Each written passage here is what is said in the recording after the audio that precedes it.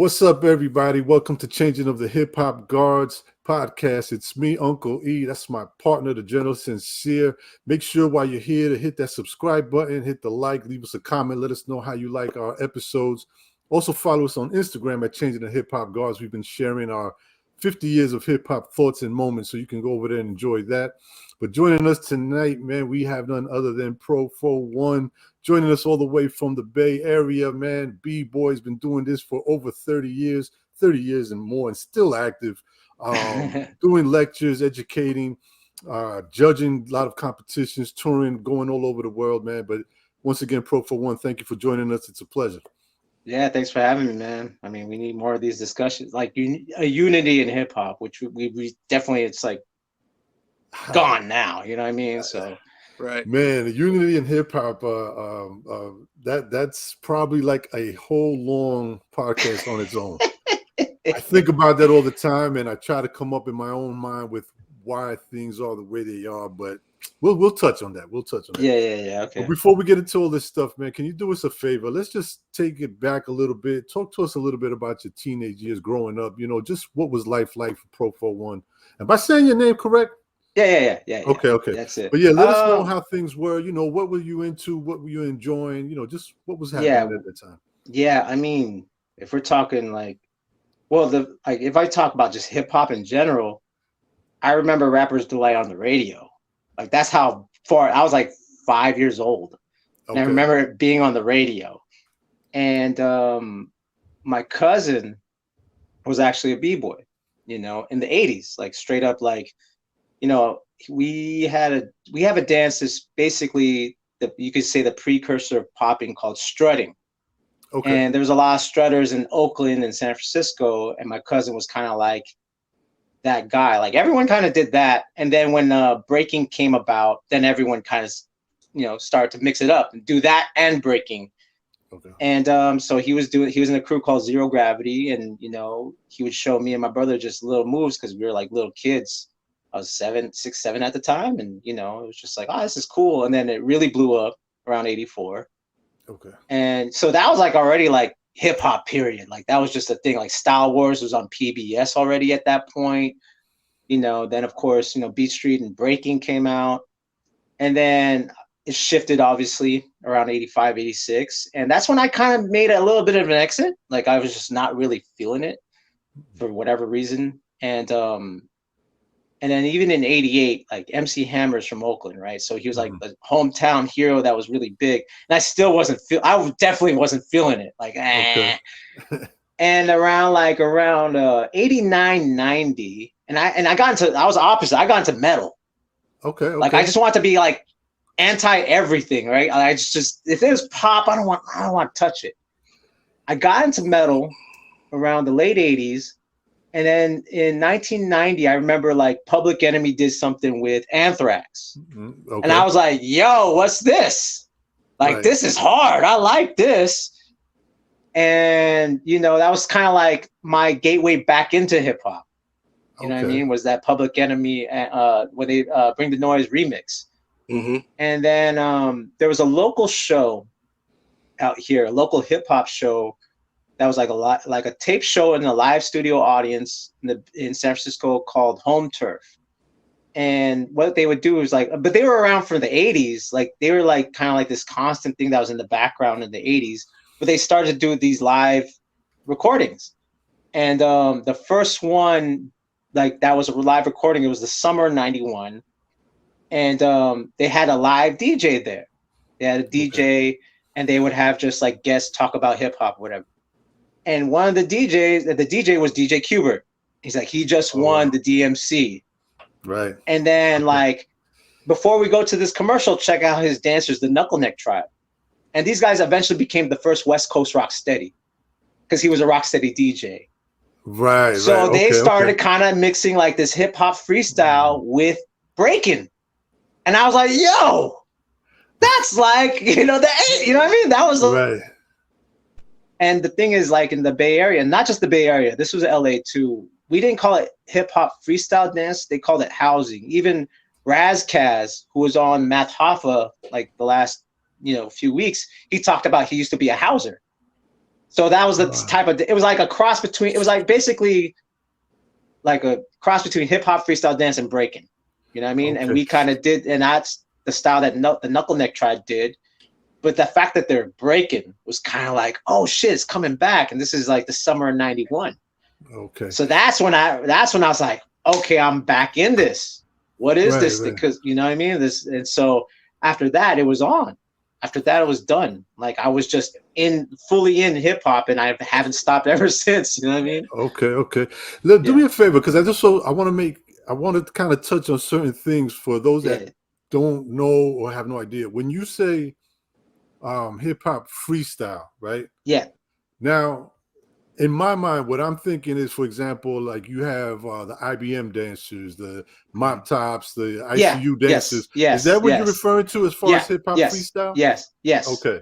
Yes. We called it housing, but it was basically the same thing. And we were very, as far as fashion wise, we were very influenced by the native tongues. That's why we call ourselves tribes. Like there was Jughead Tribe, Knuckle Neck Tribe. So we dress like kind of that Afrocentric style. Right. And kind of do that, like, you know, that freestyle, but then we'll throw a windmill in there, or we'll throw a head spin in there. You know what I mean? Like we would kind of like dance into it versus like, you know, in the 80s, it was just like electro and I'm going to just go attack the floor. Right. Like there was a little bit this groove and finesse.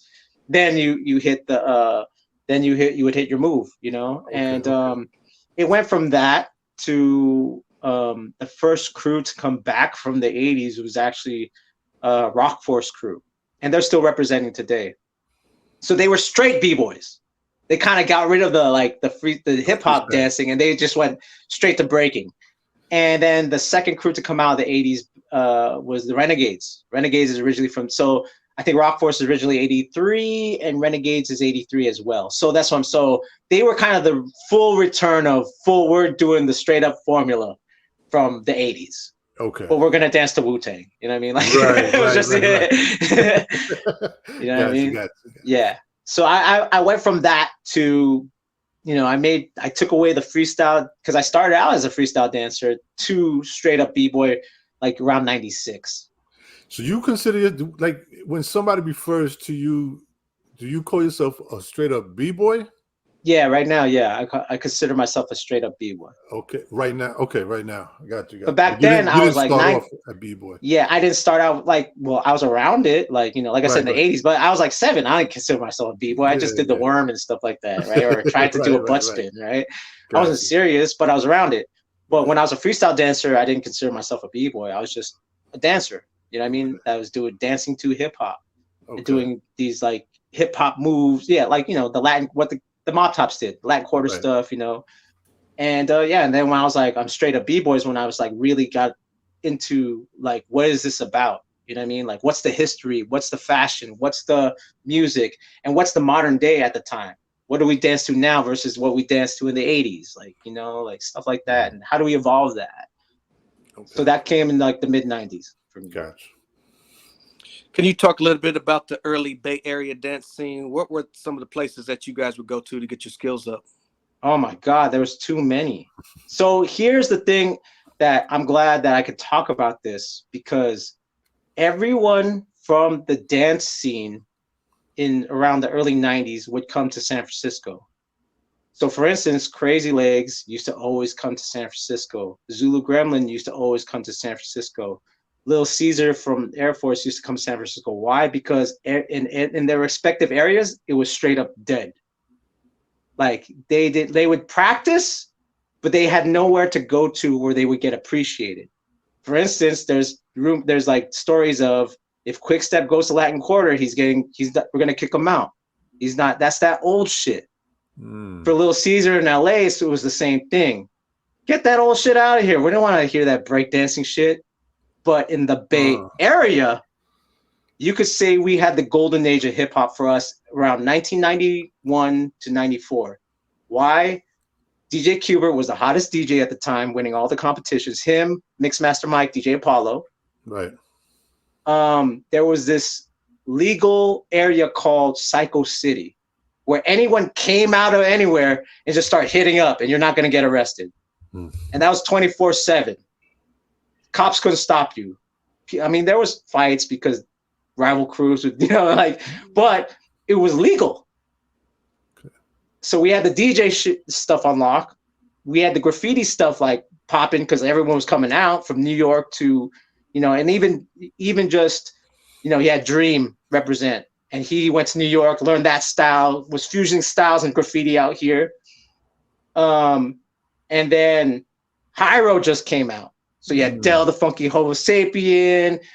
So there was this like new movement of just like, and a lot of people were like, are these guys from the East? It's like, no, they're from Oakland. What the hell do they sound like this?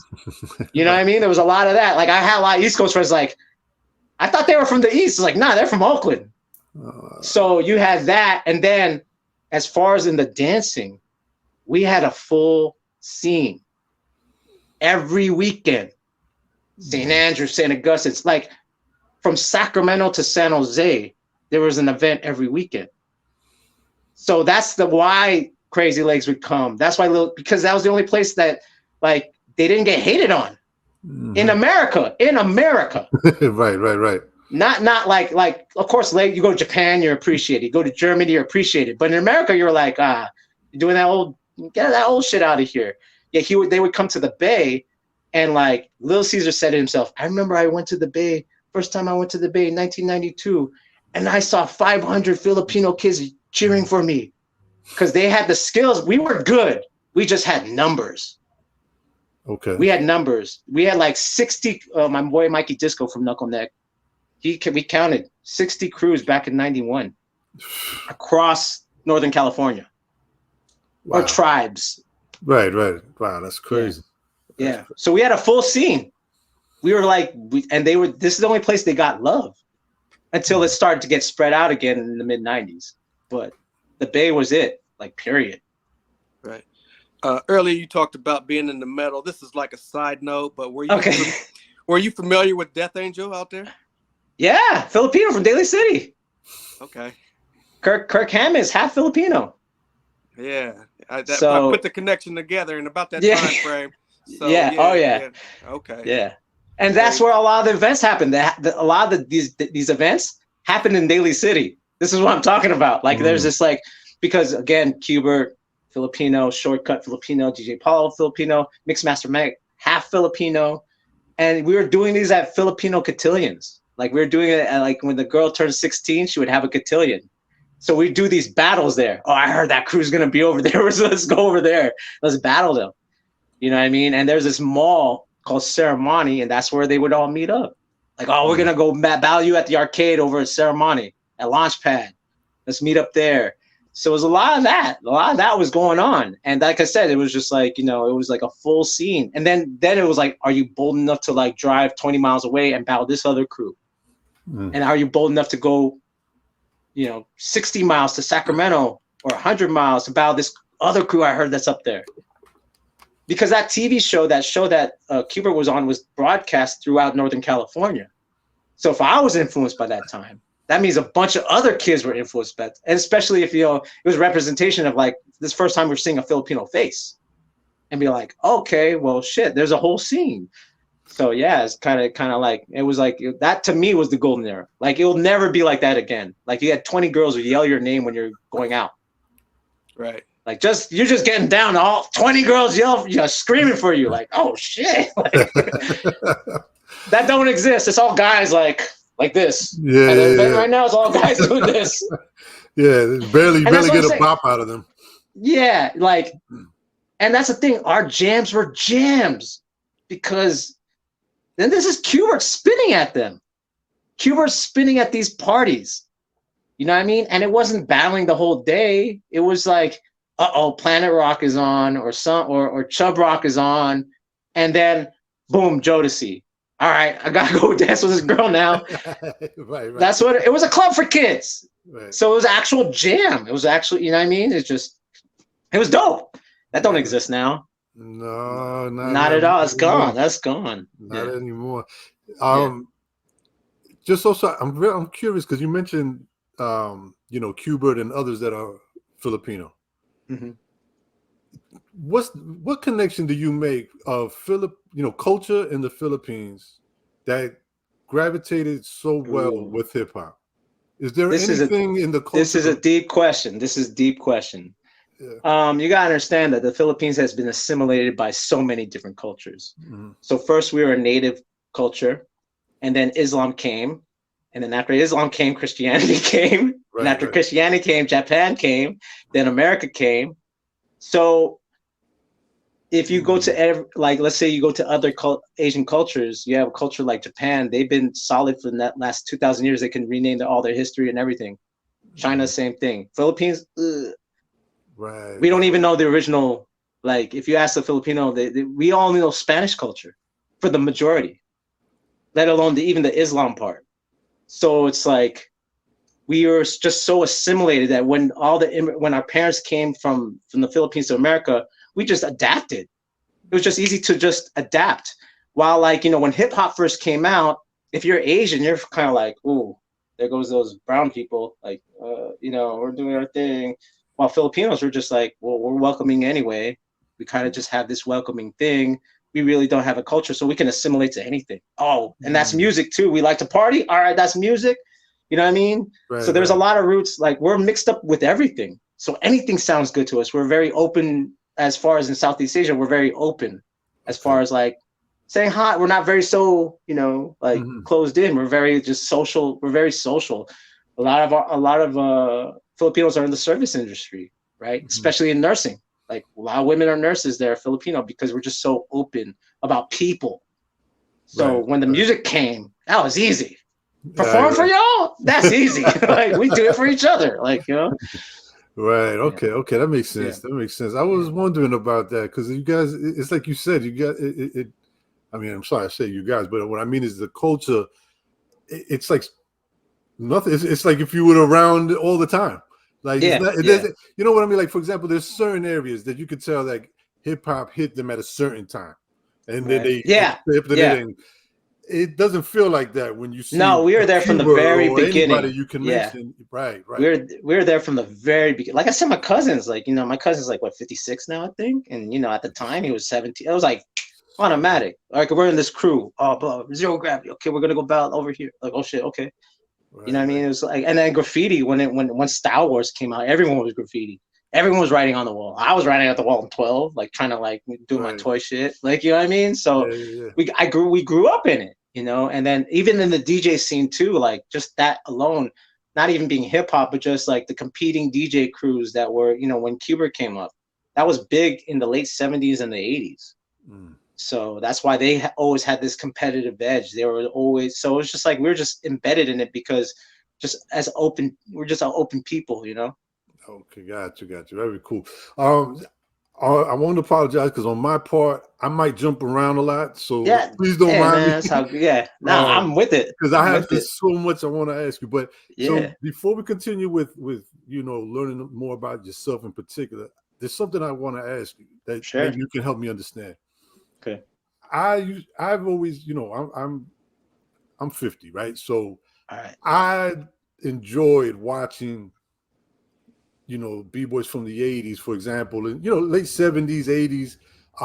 And one of the things that always fascinated me was watching them dance or break, whichever the style was, but it was always to the music, right? Like they always had a flavor, they always had style. You could tell that even though they're dancing, they're not thinking about it, but it's with the music. Yeah. I feel, and correct me if I'm wrong, or just at least help me understand, is that as years went on,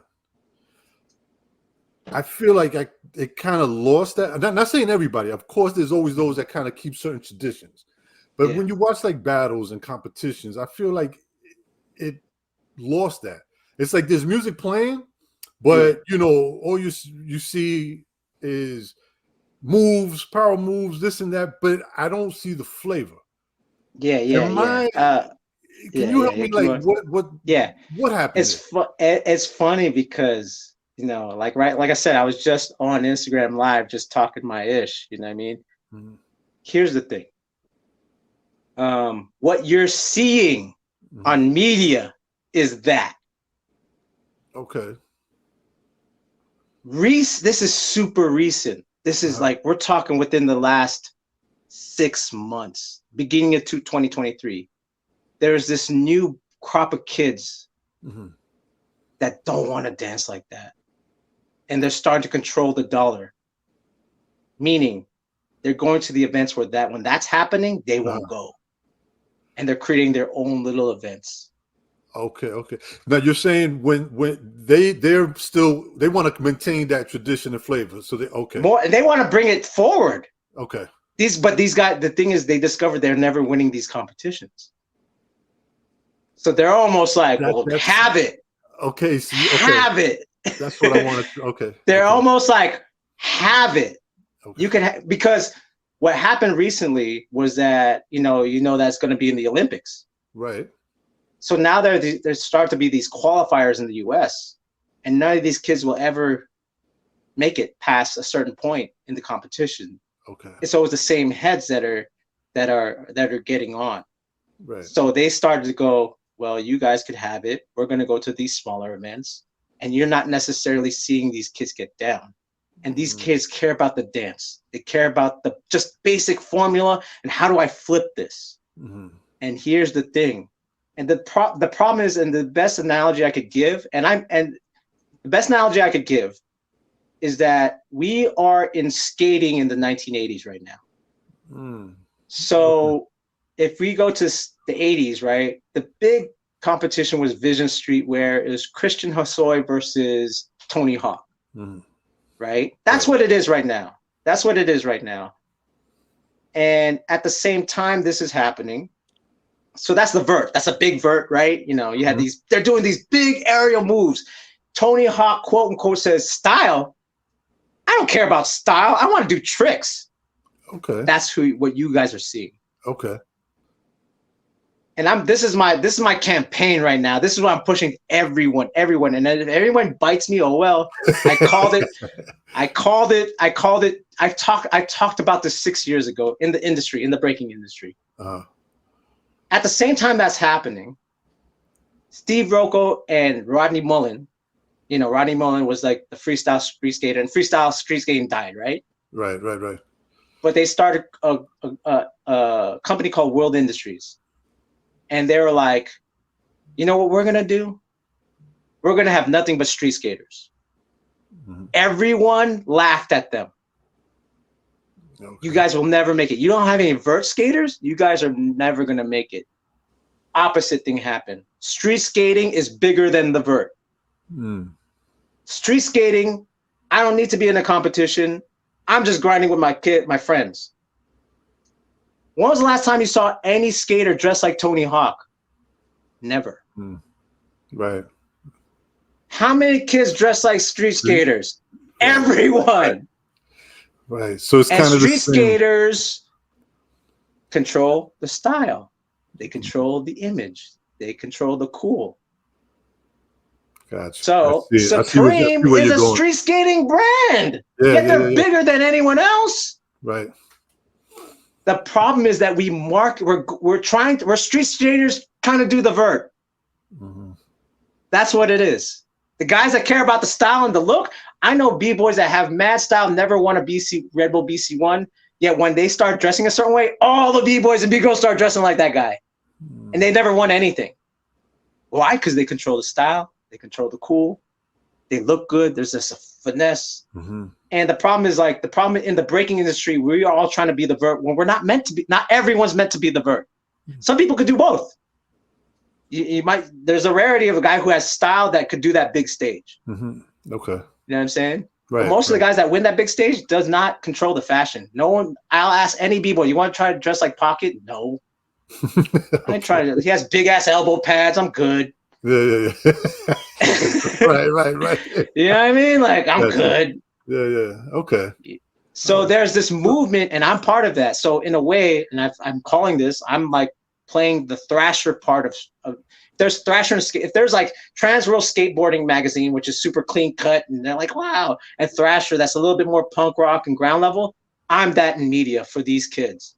Okay, gotcha. And that's what I'm one of the first ones to go, hey, you're appreciated. You don't have to be on that damn vert. You could just be you, and I'm gonna give you shine. So that's why I'm doing these podcasts, and because I'm starting to create this media where I'm covering them. So that way, eventually, they can get a deal without even joining a competition. They just look fresh.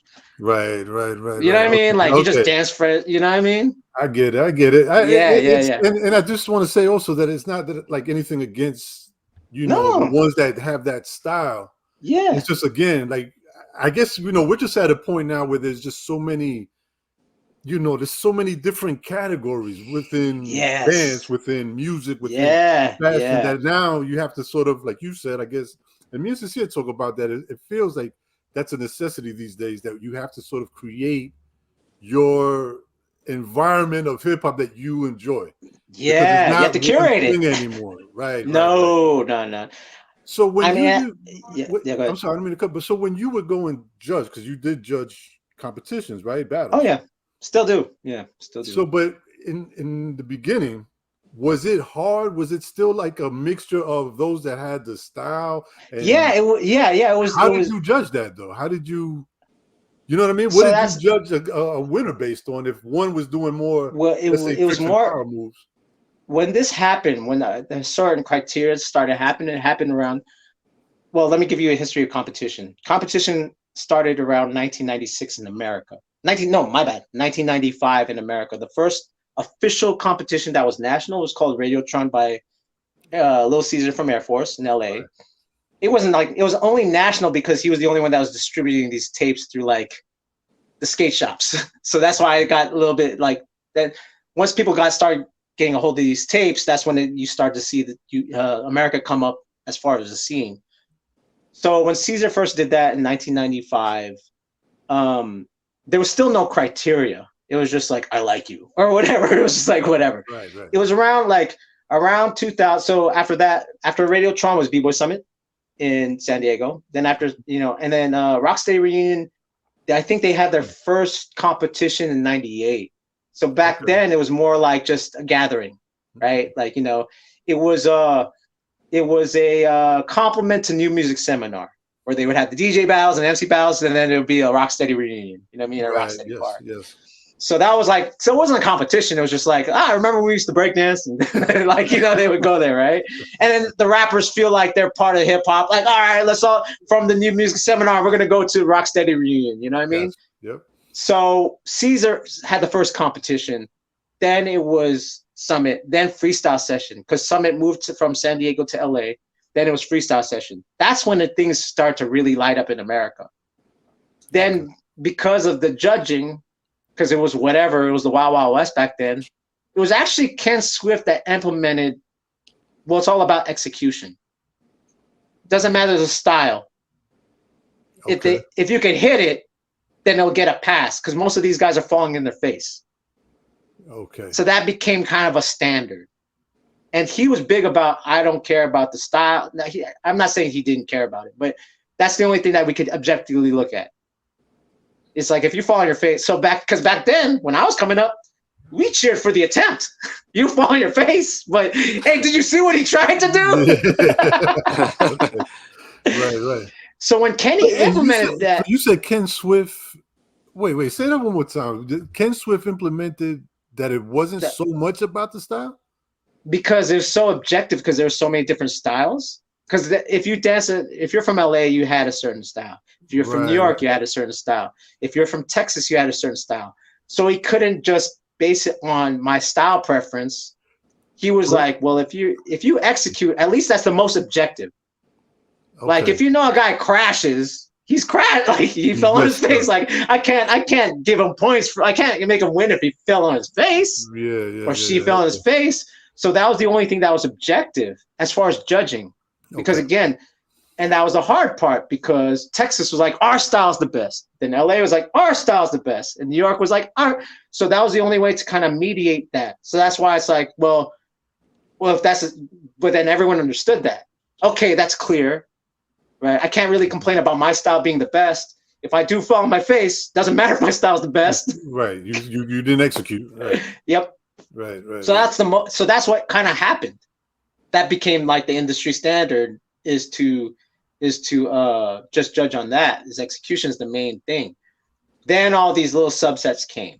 Then all these and then so for me, when I judge, it became yet there was still biasness Of course. Oh, I think this guy, there was like, he's from New York, so a New York guy's winning. Or he's from France, he's down with a France certain guy's crew, winning. Yeah, it was crew like that that. had like the bigger name or whatever, right? Yeah, so execution became the thing to like, okay, we don't debate that. You know what I mean? And so that's what was getting developed in the 2000s to now. Now there's like actually the WDSF, that's part of the Olympics. They have a system that's trying to be as objective as it is. But the problem with that is that, and my boy Carl Pioli, who's like one of the first now breaking agents, who's trying to get deals for a lot of the breaking for gold athletes that are on the USA team. Okay. He even said it was like, there's going to be such thing as check mark breaking, where you're checking boxes. Really? And it's going to look generic. He said it is going. There's no inevitability. It's going to happen. It's good. Right. Whatever you're talking about, like what you're talking about breaking, it's that. It's going to be that. And I'm telling you, there's a bunch of other kids, and they're young. The craziest part, these guys are all under 28, and they care about style. And it was organic. They didn't like plan this out. I talked about it for years, like there's going to be this divide. But these kids actually started to do it. I was like, oh, shoot, I called you guys like 6 years ago. Now you're here. That's crazy. Like, you guys are the street skating of breaking. Like, right, okay. You know what I mean? Gotcha. Yeah. All right. So, yeah, so with judging, because of those factors, these kids created this because the problem is, as others, we would talk about you have to have style, you have to understand your foundation. Yet when they would see people win, it's like, but how come they're winning? Yet they don't have style. So they just said, to hell with you old guys. To hell with you old heads. We're going to do our own thing. Right. Yeah, that must have been tough, man. But I get it. I understand now. Yeah, not for me, because once I understood, because the thing is, you're how old are, so you're 50 and how old are you? 49. 40. Okay, so we're all the same age. The thing is, we came up without competition. It was about style. It was about being cool.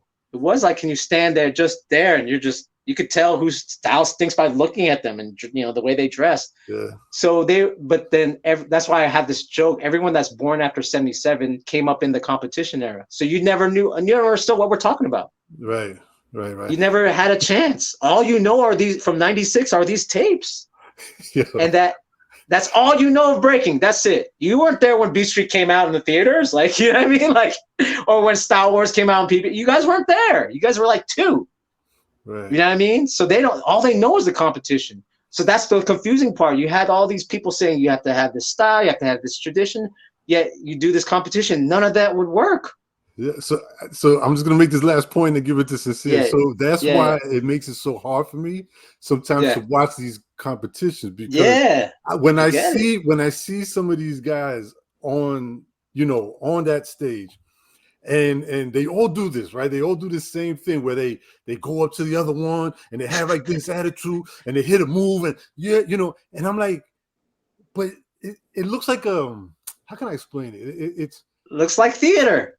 Yes, I'm like, because it is theater. I don't understand why. And then they all do the same thing. That's what's crazy to me. They all put on it's like the radio. Act. It's like the radio. I'm and I hate to say it, but I am gonna say I'm kind of an old head that enjoys watching the traditional, because if I saw Ken Swift, for example, like you mentioned Ken Swift, if I saw him go up to someone and make a certain face or go approach him a certain way, I know that's Ken Swift. I know that if I saw him on the street and he had a competition with somebody, that's his persona. He's not putting on the act because he's dancing. Yeah. Yes. That's what I'm trying to say. So but anyway, I'm sorry. I'll pass it over to No.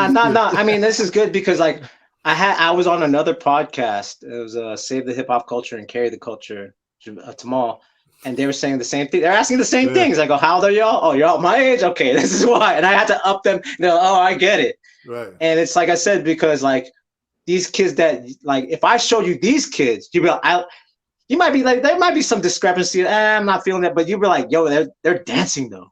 Yeah. You know what I mean? Like they're feeling it. Like they're feeling it. They're not like, it's not an act and it's not theater. You know what I mean? Because these competitions are like, it's like theater. Like there's the crowd is 50 seats away. I have to touch them too, right? I have to make it feel like, and it's an act, and it's fun. It's fine. Like I said, okay. It's just not my thing. It's not. It doesn't feel authentic, and I hear what you're saying. The moves are amazing too. Like, oh no, they are. It's crazy. The moves are amazing. It's with Graph, like they're taking. You look at some of these pieces. It's like, who would have ever thought, that something that looks like it's coming out of a building. Right? That, and it's great. You know what I mean? But like again, there's also certain things to that. Right. There were certain things to Graph that had a feel. You saw the letters. You saw they almost looked like they were dancing. Some of the right. I hear it. Yeah, I hear it. You talk a little bit about the formulation of the Floor Gangz worldwide. Okay, so Floor Gangz basically started in Korea. Actually, it was a Korean crew, and it was the guys who created Floor Gangz was this guy, Tina Rock, and he was in Mac's crew, and he's from Busan, and then B-Boy Born, who was in Rivers, who was in Seoul. And it was like one of those things. This is back in 2004, where I heard this guy Tino Rock has footwork. Oh yeah, I heard, and then I heard this guy Born in Seoul has this footwork. So they're like, all right, we're gonna meet at Hongdae Park and go battle. And then they're like, it was like that's some traditional stuff, right? You hear like that don't happen now, right? But that's what they did. This is 2004, because at that time, breaking in Korea was starting new. So like these are and Born and Tino are the type that like they watched Wild Style, they watched Star Wars, and they want to know what was this thing, this tradition, and they kind of acted it out, and then they got drunk after they battled. They got drunk and was like, we should form a crew where we care about footwork and tradition. So they were like one of the first crews in Korea to care about just what's some of the foundational moves, and like traditions of hip hop. And then eventually, the first international member was Mouse from the UK. He came out there to judge an event, and they got drunk, and he put Mouse down. Notice there's this theme, right? There's this theme. The common denominator there. Yeah. And I went to Korea. I met up with them, did a battle with them. And I was 33 at the time, and I drank alcohol maybe once or twice in my life. And then after that, I got drunk there, and I got down with the crew. Yeah, nice. But because Korea is so competition driven, this was kind of unheard of. You're friends and you're a crew, because they were like, at the time, Korea was big time in the international competition circuit. So with Floor Gangz, they kind of had this like, we're friends and we like a style. That was kind of new there. Okay. So then when they put me down, it was kind of like, this is what I'm talking about, because America became that too. But they cared about a certain style and friendship. I like that. I said, I'm going to bring it to America, became the USA chapter president. And I mean, we don't get as drunk. I can't be doing that anymore like that. But the whole thing, there's this word that in Korean, it's a slang called jong. And jung means like brotherhood or love. So the crew's made up of jung. Okay. So I teach the new members that come in. We don't. If you're dope, that's cool. It's more, can I kick it with you? And if you have my back, all right, you're down. It's not based on skill, because too many crews are based on skill, and it doesn't sustain itself. Because again, going back to what we're talking about, once Nike comes in and there's a Nike team and an Adidas team, what does crew mean? These next kids will be like, you're not giving me a 6-figure check. Who cares about legacy? Right. And it's happening. So Floor Gangz is like one of those weird, as far as me being an elder to these kids that I'm talking about that want to care about this underground, they kind of look at me like, damn, you really are still out here. You don't care about losing, and you care about community. We like that. How can we do that too? So it's like I said, we're at a very special time of this underground mainstream, and even in breaking, like it's like this underground mainstream thing. And Floor Gangz is definitely, we started like that, kind of quote unquote underground. So we just hold on to love and tradition. That's it, and that's, and I'm proud to be in that crew. And I can spread that message here. Right. At what point did you decide to start teaching the art of breaking and after school programs? Oh, that was 2001. Like I was like the first in San Francisco to do it. How can you talk a little bit about that process of coming up with the idea and presenting it to the program? No, the program came to me. Oh, so, wow, nice. Yeah, so I was working at a restaurant, I was bussing tables, and but we were street hitting downtown San Francisco, and we used to gather big old crowds. This is like 1999, 2000. And mind you, at this point in San Francisco, there was like 5 b. I could count the b-boys in my hand. There's 5 outside of San Francisco. There was a few, right, in the suburbs, but in San Francisco, literally, there was 5 b-boys. So I was like, and I remember, and this is crazy. This is like, so there's a guy Clown. He's down with the flow committee out there. Okay. They used to come out every winter to hit. They would go from New York, travel the country, and hit Christmas time in San Francisco. And I remember I told my boy Jive and Ivan, I was like, yo, we got to do that. So we started in November 1999, and then it just grew because we were breaking. People just want to break with us or whatever. And then we started meeting people. Then we started having a crew, and we were just dancing every weekend. And then it was like that people just started to notice us, and then people were like, hey, do you teach? Da da da da. Let me get your email. And that's how it started in the after school program. I think kids will be interested in this, and this is like 2001. And I did a assembly, and then how many kids want to do it? They all raised their hand. And, all right, and then after that, it just started this. I had like 5 after school program accounts at that point, like from like 2001 to 2009. I was doing it for 9 years. Wow, dope. Wow. Yeah. So is there a certain age group? Yeah, it was like middle school. It was like 11 to 13. Yeah, nice. 11 to 13. Won't do it again, but I did it right. No. I can't do it, man. I can't do it. It was more babysitting. You know what I mean? Like it was more babysitting.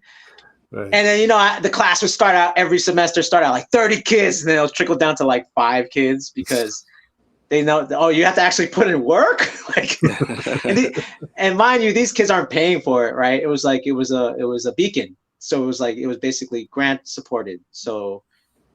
Like hardcore ones stayed, and even to this day, the hardcore ones don't break no more. That was like at least 20 years ago. So at this point, but one cool thing is that one kid actually manages as a rapper. What's his name? Bay Area rapper, but I forgot. But so those kids, I even though they didn't last in breaking, they kind of cared about hip hop though. So that was kind of dope. Yeah, that was dope. Nice. Yeah. Nice. Can you talk a little bit about the Knuckle Neck Tribe? Okay, so the Knuckle Neck Tribe is the crew I talked about that danced for DJ Qbert and eventually became the West Coast Rocksteady, the first West Coast Rocksteady as far as dancers. They were basically when you say the first Rocksteady, do you mean like they were the first like a chapter of Rocksteady? Yeah. An actual eventually they became. So Zulu Gremlin was the president. He was from LA at the time. So basically these are these dancers, these freestyle dancers that, want to add breaking in their stuff. And I think even with Crazy Legs, when he got DJ Qbert down in the West Coast Rocksteady DJs, he was kind of like, yeah, we're still trying to break out here. And that kind of spread. So a lot of these guys like P-Kid, this guy named P-Kid, Gideon, and Gizmo, they could still do all the breaking stuff from the 80s. So, but they were all doing the freestyle hip hop dance. Right. So it's kind of like meeting Crazy Legs in 1991 inspired them to like, again, like I said, DJ Qbert won the DMC Nationals 91. He became West Coast Rocksteady. Crazy Legs was at that DMC, and so were the Knuckle Neck Tribe guys. So when they first met Legs, it was kind of like, and then the summer happened. There's that TV show, and I see them. Oh, snap. You know what I mean? And then they become the West Coast Rocksteady B-Boys. And then Easy Rock gets in there. So Zulu Gremlin was the president, and then the Knuckle Neck Tribe were in, and then there was Easy Rock, and then Asia One got in. So it was like that connection. Okay. Yeah. Okay. They still. Like Legs was here. Legs was literally in San Francisco once a month because he was just getting love out here. Like the hip hop thing was strong. Like it was just this thing. Like I said, we had our gold. That was our golden age, like 1991. Like even the wake up shows from San Francisco. Yep. Sway and Tech. Sway and Tech. You know what I'm saying? Yeah. So like that was our radio. Every Friday night we would hear the wake up show. Then hear like Hieroglyphics Battle Hobo Junction and all that craziness. You know what I'm saying? So I grew up in a great time, because then this is what happened. It seemed like everything went south. Everything went to LA around 94, 95. Radiotron started. Sway and Tech go to LA. You know what I mean? Like Beat Junkie started to happen. So everything seemed to go. And then like, you know, even like the underground guys, like the unsigned Hella Broke guys, like the Mystic Journeyman guys, Murs and them, they all started going to LA. So it was like kind of like the movement became there. Then that became like there was an underground hip hop scene in LA, and that was just thriving like 95, and it seemed like it died out here. Okay. Are they still active, the Knuckle Neck? Are they still I mean, like we try to bring back the second generation. Like I'm a Knuckle Neck Tribe member, myself, Mikey Disco. There's a few of us, but like we all kind of did our separate ways. It's more of like a homage, like to like what we grew up with, and like we don't want that name to die. So I always like, if you see me do anything, I always give a shout out, like I'm Profo one from Florida Gangz and Knuckle Neck Tribe. I always say it because that's kind of like, that's my beginnings. Keep it alive. Yeah. Can you talk to us a little bit about, because you've done plenty of lectures in universities and stuff like that. Can you talk to us about that? How did you even, your first lecture, how did that come about? And, it was the same thing. How did you even put that together? Yeah, it was the same thing. Someone asked me, because like, I'm like, I know how to talk. I'm very long-winded in my stories and stuff. And when I first started, like, really getting into the breaking thing serious, like, so, I was doing the freestyle dancing. And then when I started to break, I started to really care. Why do we do what we do? You know what I mean? So I started to ask questions like, why do we do this 6-step thing? Or why do we do this baby freeze? What's the name? Like, why? And then after that, it was like then going to New York and then meeting a few OGs. And I was the only one that kept asking questions. Like, so eventually, like, as I kept talking about this to like younger kids, they're like, same thing, just like teaching the after school program. They approached me as far as in the street, can you teach kids? This was more like I was going to events, and some of these events were at schools. You know what I mean? Like the promoter would rent out a hall from the school, high school or college. And that kind of like, I would talk about like, yeah, did you know this guy did this first? And this is why, like, there was like this. And the funny thing is, it's like, I haven't written anything down. This is all by just pure memory. Like I could give you the timeline from like Bronxdale to Echo Place to LA, and I could give you a good timeline, and it's all in my head. I'm like, for whatever reason, I could do that, right? I mean, sometimes I don't get dates right, but then like, someone will say something, I'll be like, oh, that's because A, B, and C. Right. They'll be like, what the hell? Right. And so because you love it. Yeah. And so when I taught my first lecture, I think was 2004 at San Francisco State University. There was a hip hop class by Ricky Vincent. This guy, Ricky Vincent, wrote a book about funk. And for some reason, they gave him a hip hop class. Oh, I guess because he wrote a book about funk. Like, let's give him a hip hop class because it was in demand because students asked for it. So I talk about the Bay Area dance, the Bay Area dances and stuff like that, and the timeline for that. So that was my first one. And then, the more and more I did workshops just to teach breaking, I would talk too, and I would talk about these things, the history, the timeline, and then as I start to travel more, I would go, like, let's say I would go to Florida. All right, the first thing I'm asking, who's your OG? What did he do? I try to find connections to New York. Like everywhere I go to Texas. All right, who are the first guys that you saw in the 80s? Blah, blah, blah, blah, blah, blah. There's a lot of that. There's a lot of like, going to a place, because I was very competitive, like in the Bay Area, when it died, we did it. You guys did it. Like I was very big about, what did you start? And then like Miami, like, 94. You're too late. Like, you're too late. You know what I mean? I would go to Ohio. We're about 95. Too late. 91. We were doing it. Like, right. But then I would remember the guys, and then it's like, who did you watch? Who came into town? Did you just watch Star Wars? Did you just watch Beat Street? Or no, oh, Ozrock from Rhode Island came to LA here and he did this and he showed us, all right, dope. So again, I'm still trying to fill in this timeline and this family tree. Mm-hmm. And then I'm like, it's crazy because at this point, I'm like, how come I'm one of the only elders that's kind of doing this? That's kind of like young enough to like do it. Yeah. Yeah, and talk about it. Like when I look at some of the elder Red Bull BC1 guys, like they look at me as like, yeah, Profo, tell us about. I'm like, why don't you're the BC1 guys? Like you guys are the ones with the outreach. Like why aren't you talking about this? And that's where me and Pluto really connect on. We connect on the history part. Yeah. So okay, why is it, or in your opinion, or maybe you know for a fact, but BC1, for example, you just said they have the platform, right? They have whatever, the backing, they have the voice. Yeah. So why is it that they don't, let's say, talk about the history or make mention of it? I mean, I think they're doing a documentary. They're doing a documentary. They're actually interviewed Charlie Rock. So I think that's coming out soon. Okay. But even at that, they like, again, remember these guys, like you're 50, you're 49, I'm 48. We're talking about guys that are 30, that just turning 39. We're talking about guys that are just turning 43. Again, that's why I keep making fun of them. Everyone born after 77, you guys really don't get it because all you know is the competition. You barely even see the connection to hip hop. Do you think that there's a real big disconnect? Because you mentioned before too, like you would say, we don't want to do, there was a time where they're like, we don't want to do that old stuff. Do you just find like there's a disconnect, like just some, the same thing that happens even in general, right? Like forget hip hop.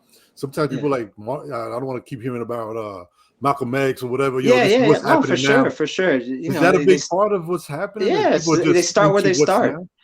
The nostalgic is, and I was telling one of my friends this, it's like the problem with a lot of the stuff that's going on right now. Sad sometimes. It's nostalgia that holds you to your period. You think your period is the best period.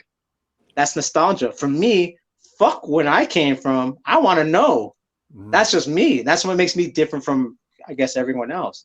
It's like I don't have like, so that's what I'm saying, like a style preference. Like I could say like 91 is the best in the Bay Area. Well, I better shut the fuck up and see if anything else was going on anywhere else before I start fucking, shooting the Bay Area 1991. Yeah. Right. So, but that makes me more, that gives me more information, and then it stores up, and then I can actually talk about it. And I don't know anyone at this point that does that or cares, because they care about their time. Well, it was dope. It's just like the old heads, right? Like that old head stuff. And it's like, even for me, I'll even ask the kids, who are you listening to? And it's not it's like the kids that say Drake is too easy, but they're like, oh, we like JID, or we like Jid, we like Kendrick, we like J. Cole, we like these guys. These guys are similar to like, all right, cool. And then I'll up them on some history stuff. And they're, all right, dope, that's dope. All right, cool, we can feed off that. And that's my connection to them, because I don't necessarily hate on them. If I'm not feeling something, I'm like, why do you like this? And they'll tell me, all right, cool, that's cool. Cool for you, might not be my thing. But then it's because I'm active is why they listen to the history. If I wasn't battling, they wouldn't care what I say. The fact that I'm frontline gives me, okay, and here's another thing. When I do compete, I do get far. And they'll say some silly shit like, oh, I smoked you. And I'll go up to them and it's like, I'm 48. You're supposed to smoke me. What does that say about you? Right. Like, I have 30 years on you. How am I beating you? They go, oh, shit. And then they ask questions. Then they go, why? Then I'll talk about the history. And they go, oh, okay. It kind of opens their minds, and then they start creating. Look what I did from this old move that Robbie Rob did. Yeah, dope, hell yeah. So the fact that I'm still in there is that why they respect and they will listen to the history. If you're just talking, they're not just going to live there. They need to see it actually applied. Right. Than just talking. Right, which is why I think people like, for example, like Mr. Wiggles, right? Yeah. Oh my God. Somebody that like guy him is the king. Active and still doing it and stuff like that. You can look at, if somebody younger, can look at him and be like, wow, like you're not just someone who did it in the 80s that now you're just trying to still hold your name from the 80s. Now you're still that guy. I'll tell you, he was out here a few months ago and packed class, and no one was over like 30. Wow. Packed class, packed 40, and I was like, damn. still got it. Like, you know what I mean? Yeah. These are all young people. They want to know because he's out there. He puts himself out there, and you know, he's still dope. Right. Like, and then he'll talk about graffiti, and they're like, you know what I mean? So it's like that's a prime example of someone that's still connected to the scene. You know? Right.